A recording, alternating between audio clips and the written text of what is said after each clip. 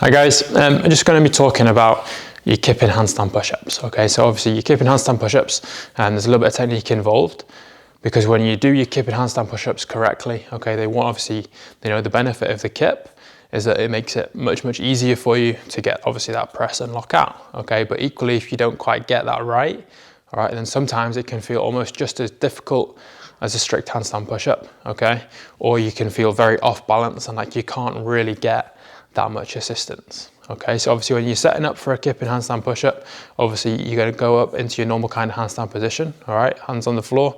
You're going to make sure that when you lower yourself down, you have that nice tripod position between your head and your hands. Okay, you don't want to have your hands in line with your head because it's going to make you quite unstable when you come down into that kip.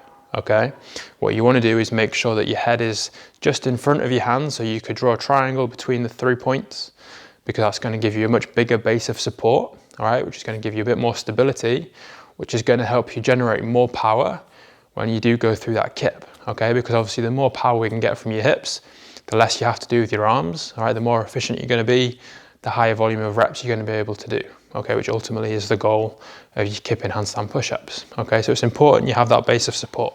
All right, once you're in that position, then you're going to let your hips rest against the wall. Okay, again, that's going to add to that base of support so that you've got even more stability to drive through your hips. Okay, whereas if you're trying to balance with your hips away from the wall, it's going to be much more difficult to get as much power as you can from that leg drive, and you're probably not going to be able to bring your legs all the way down into position you want to get to, because you're going to feel like you're going to fall back down. Okay, so we want that triangle with your head and your hands, your hips leaning against the wall, and then we want to bring your knees all the way down to your chest, okay, especially whilst you get into grips with the movement. As you get stronger with them, then you might be able to shorten that a little bit because it's going to be a little bit faster, right? But when you're learning, you want to make that range of motion at your hip as big as possible, okay? Think of it like an upside down thruster, all right? If you go into a deeper squat and really drive out of there for more power, then it makes you press much easier than if you're kind of halfway down and then you try and generate the power from there. Okay, so the bigger that range of motion we can get at the bottom, the better. So you really want to think about bringing your knees almost all the way down to your chest, all right, and keeping them relatively kind of neutral, all right? Don't take them super wide, don't bring them super close, all right? Just so that you can generate as much power as you can from that position. Okay, then obviously from there, it's timing, all right? So you want to make sure you get that big hip drive, okay? So you want to get a big pop with your hips as you extend your legs. And at the same time, as you feel like that momentum takes over, then you want to press. Okay, obviously you don't want to kind of press before you kick, and you don't want to kick and then press. Okay, it's a relatively simultaneous movement because of the speed of it. But when you get it right, you'll feel just how much that hip drive can help. Okay, and how much power you can get from that position. All right. Once you have kicked, all right, it's important that you try and kick straight up. All right, you don't want to kick into the wall because you'll end up obviously hitting the wall with your heel and it'll stop you about halfway up and then you'll have to press out, okay?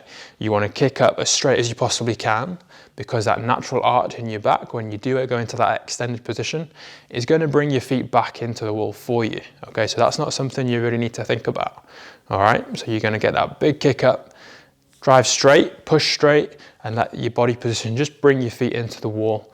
So you get into that top position, okay? And as you're doing that, push your head through, okay? Because again, that's going to give you a much straighter body position than if you leave your head back behind you and really have to arch your lower back, which is going to increase the chances of your feet falling away from the wall, which is the last thing you want to do when you've done all the hard work getting out that bottom position, okay? Obviously, as you get more comfortable with it, then you can start to speed it up, all right? And you can bring your knees down as you're already descending, so you can almost bounce at that bottom position much quicker, all right?